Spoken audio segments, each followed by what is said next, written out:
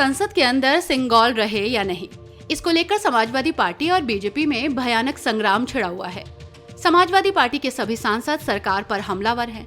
खुद अखिलेश यादव ने कहा कि सिंगल राजतंत्र का प्रतीक है और इसे संसद के अंदर से हटाकर वहां संविधान की प्रस्तावना को स्थापित किया जाए। समाजवादी पार्टी के इस रुख से बीजेपी तिलमिलाई हुई है, लेकिन अब सिंगल के मुद्दे पर बीजेपी के साथ ही बीएसपी अध्यक्ष मायावती ने भी समाजवादी पार्टी और अखिलेश यादव पर हमला बोल दिया। मायावती ने सोशल मीडिया साइट एक्स पर लिखते हुए कहा कि सिंगल को संसद में लगाना या नहीं लगाना, इस पर बोलने के साथ साथ सपा के लिए ये बेहतर होगा कि ये पार्टी देश के कमजोर और उपेक्षित वर्गों के हितों में और आम जनहित के मुद्दों को लेकर केंद्र सरकार को घेरती, जबकि सच्चाई ये है कि ये पार्टी अधिकांश ऐसे मुद्दों पर चुप ही रहती है। सरकार में आकर कमजोर वर्गों के विरुद्ध फैसले भी लेती है, इनके महापुरुषों की उपेक्षा भी करती है। इस पार्टी के सभी हथकंडों से जरूर सावधान रहें। मायावती ने समाजवादी पार्टी के खिलाफ ठीक वही भाषा बोली जो बीजेपी बोलती है और सिंगल के मुद्दे पर मायावती भी बीजेपी के साथ खड़ी हो गई।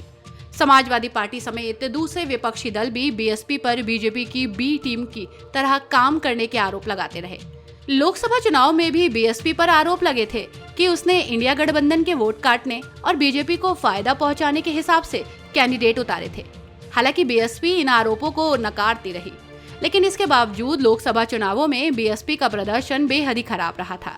2019 में बीएसपी के 10 सांसद जीते, जबकि इस बार के चुनावों में बीएसपी का खाता भी नहीं खुला और यूपी की 80 लोकसभा सीटों में से किसी पर भी बीएसपी दूसरे स्थान पर भी नहीं आ सकी, जबकि बीएसपी के वोट बैंक में भी भारी सेंध लगी और उसका वोट प्रतिशत गिरकर 9% पर आ गया।